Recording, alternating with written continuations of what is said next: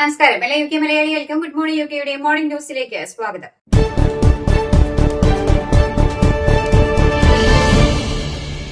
ഇറാനെതിരായ യുദ്ധത്തിൽ പ്രതിഷേധിച്ച യുഎസിന്റെ ദേശീയ ഭീകരവിരുദ്ധ കേന്ദ്രത്തിന്റെ ഡയറക്ടർ ജോൺ കെന്റ് രാജിവെച്ചതിന് പിന്നാലെ പ്രതികരണവുമായി പ്രസിഡന്റ് ഡൊണാൾഡ് ട്രംപ്. ജോ കെന്റിനെ വിമർശിച്ചാണ് ട്രംപിന്റെ പ്രതികരണം ഉണ്ടായത്. സുരക്ഷാ കാര്യങ്ങളിൽ ജോ കെന്റിന്റെ നീക്കങ്ങൾ വളരെ ദുർബലമാണെന്നും അദ്ദേഹം രാജിവെച്ചത് നന്നായി എന്നുമാണ് ട്രംപ് പ്രതികരിച്ചത്. ഇറാൻ ഒരു ഭീഷണിയല്ലെന്ന് പറഞ്ഞ അയാൾ പുറത്തു പോകുന്നത് തന്നെയാണ് നല്ലതെന്നാണ് താൻ കരുതുന്നതെന്നും അത്തരക്കാരെ നമുക്ക് ആവശ്യമില്ലെന്നും ഇറാൻ ഒരു ഭീഷണി തന്നെയാണ്, അത് എല്ലാ രാജ്യങ്ങൾക്കും മനസ്സിലായിട്ടുണ്ടെന്നും ട്രംപ് പരാമർശിച്ചു. ഇറാനെതിരായ ആക്രമണം അവസാനിപ്പിക്കണമെന്നും ഈ യുദ്ധം ഇസ്രായേലിന് വേണ്ടി നടത്തുന്നതാണെന്നും അമേരിക്കയ്ക്ക് ആവശ്യമില്ലായിരുന്നുവെന്നും ആരോപിച്ചാണ് യുഎസ് ദേശീയ ഭീകര പ്രതിരോധ വകുപ്പ് മേധാവിയായ ജോ കെന്റ് രാജിവെച്ചത്.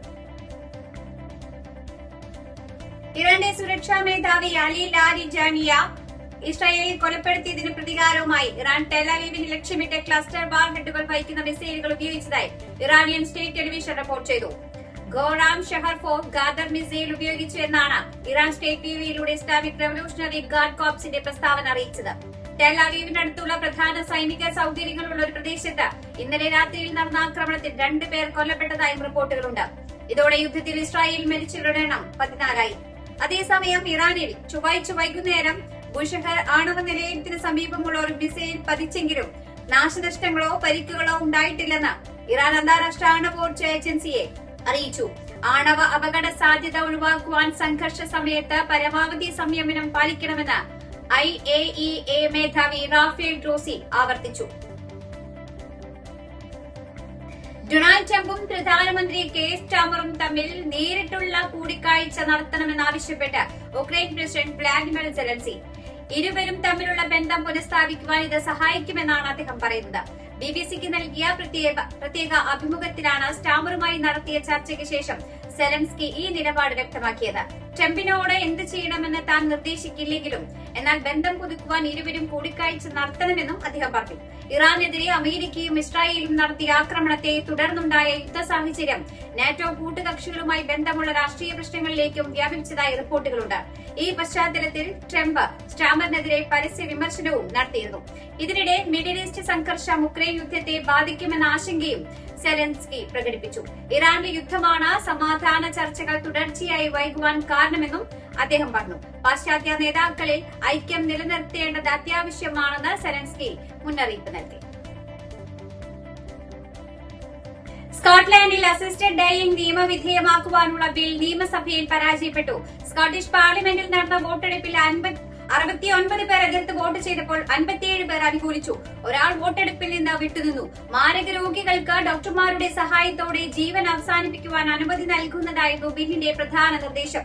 4 മണിക്കൂറോളം നീണ്ട വികാരഭരിതമായ ചർച്ചയ്ക്ക് ശേഷമാണ് ബിൽ അന്തിമമായി തള്ളിയത്.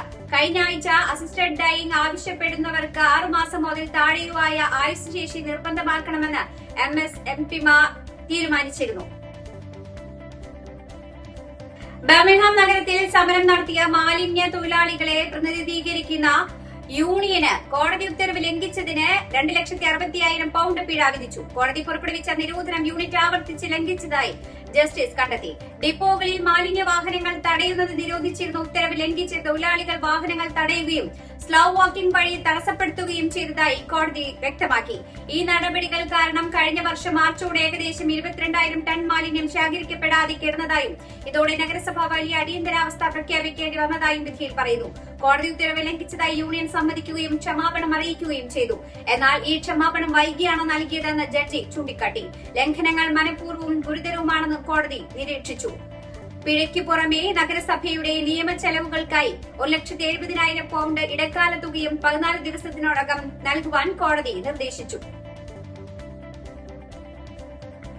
2 ദിവസത്തെ UK സന്ദർശനത്തിന്റെ ഭാഗമായി നൈജീരിയൻ പ്രസിഡന്റ് ടിനുബു ഇന്നലെ ലണ്ടൻ സ്റ്റാൻഡേർഡ് വിമാനത്താവളത്തിൽ വന്നിറങ്ങി. 37 വർഷത്തിന് ശേഷം ഒരു നൈജീരിയൻ പ്രസിഡന്റിന്റെ UK സന്ദർശനമാണിത്. പ്രസിഡന്റ് ബോള അഹമ്മദ് ടിനുബുവിനും ഭാര്യ ഒലുറമി ടിനുബുവിനും ചാൾസ് രാജാവ് വിൻസെന്റ് കാസിൽ ഇന്ന് ഔദ്യോഗികമായി സ്വീകരണം നൽകും.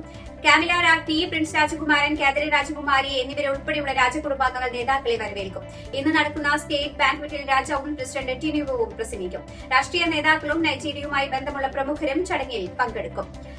ഈ സന്ദർശനത്തിൽ പതിവായി നടക്കാറുള്ള രാജാവിന്റെ ലഞ്ച് ചടങ്ങ് ഉണ്ടായിരിക്കുകയില്ല. പ്രസിഡന്റ് കിരീബു മുസ്ലിം ആയതിനാൽ റംദാൻ ആചരിക്കുന്നതിന്റെ ഭാഗമായാണ് ഈ മാറ്റം.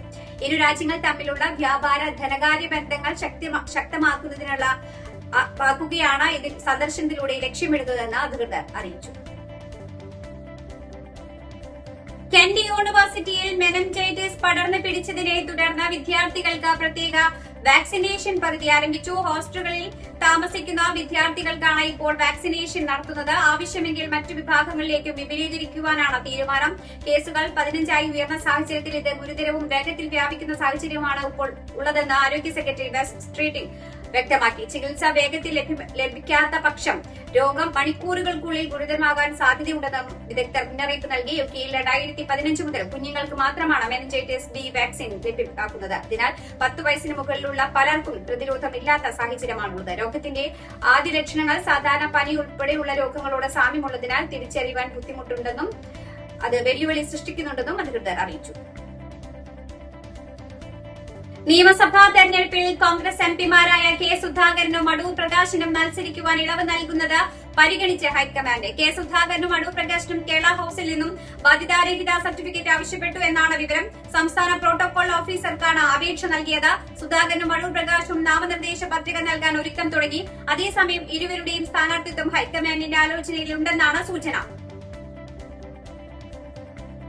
പാലക്കാട് മത്സരിക്കാനാണ് പാർട്ടി പറഞ്ഞതെന്ന് പാലക്കാട്ടെ UDF സ്ഥാനാർത്ഥി രമേശ് പിഷാരടി. തന്റെ കംഫർട്ടിന് പ്രാധാന്യമില്ലെന്നും സീറ്റ് കിട്ടിയാലും ഇല്ലെങ്കിലും പ്രശ്നമുള്ള ആളല്ല താനെന്നും രമേശ് പിഷാരടി പറഞ്ഞു. മുൻ MLA-മാരായ ഷാഫിയും രാഹുലും ചെയ്ത നല്ല കാര്യങ്ങൾ തുടരുവാനാണ് തന്റെ ലക്ഷ്യമെന്ന് രാഹുലിനെതിരെയുള്ള ആരോപണങ്ങൾ പരാതികളെല്ലാം കോടതിയുടെ പരിഗണനയിലാണെന്നും അതിലെ കോടതി തീരുമാനം അനുകൂലമായാലും പ്രതികൂലമായും രാഹുൽ അതിനെ നേരിടുകയാണ് വേണ്ടതെന്നും രമേശ് പിഷാരടി പറഞ്ഞു. കൊയിലാണ്ടി കുറുവങ്ങാട് നടന്ന വാഹനാപകടത്തിൽ 3 MBBS വിദ്യാർത്ഥികൾ മരിച്ച സംഭവത്തിൽ സംശയം പ്രകടിപ്പിച്ച നാട്ടുകാർ. മൂവരും യാത്ര ചെയ്ത ഇലക്ട്രിക് സ്കൂട്ടറിലേക്ക് മറ്റൊരു വാഹനം ഇടിച്ചെന്ന സംശയമാണ് നാട്ടുകാർ പ്രകടിപ്പിക്കുന്നത്. പോലീസ് CCTV ദൃശ്യങ്ങൾ പരിശോധിച്ചു വരികയാണ്. ഇതോടുകൂടി വാർത്താ ബുള്ളറ്റിൻ ഇവിടെ അവസാനിക്കുകയാണ്. എല്ലാ പ്രേക്ഷകർക്കും നല്ലൊരു ദിനം ആശംസിക്കുന്നു. കൂടുതൽ വാർത്തകളുമായി നാളെ കണ്ടുമുട്ടാം. എല്ലാവർക്കും നന്ദി, നമസ്കാരം.